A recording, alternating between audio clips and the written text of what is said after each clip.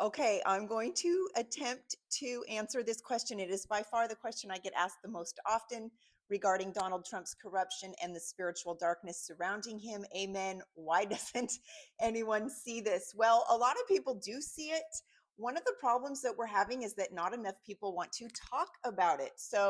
I think it's kind of bizarre that in the church we don't want to talk about spiritual matters because Jesus sure doesn't shy away from them, and I think pastors need to be talking about it more. This is not a, conservative versus liberal problem. This is not a political problem. This is not your average bear.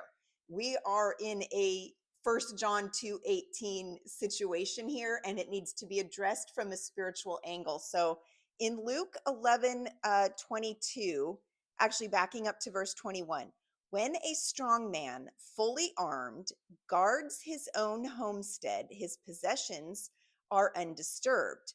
But when someone stronger than he attacks him and overpowers him, he takes away from him all his armor on which he had relied and distributes his plunder. There is one thing and one thing only which is going to break this stronghold, and that is by telling the truth. Pastors, you need to tell your you need to do your job.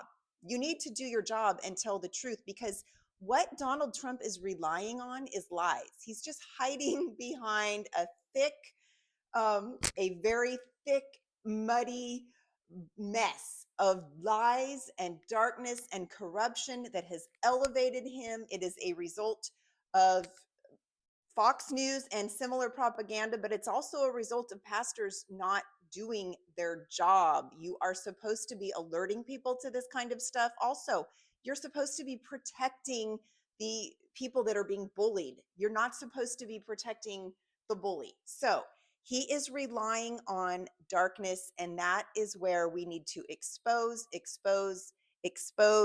and warn. The only way this situation is going to the only thing that is going to remove that armor of darkness from him is the light coming in. So speak up.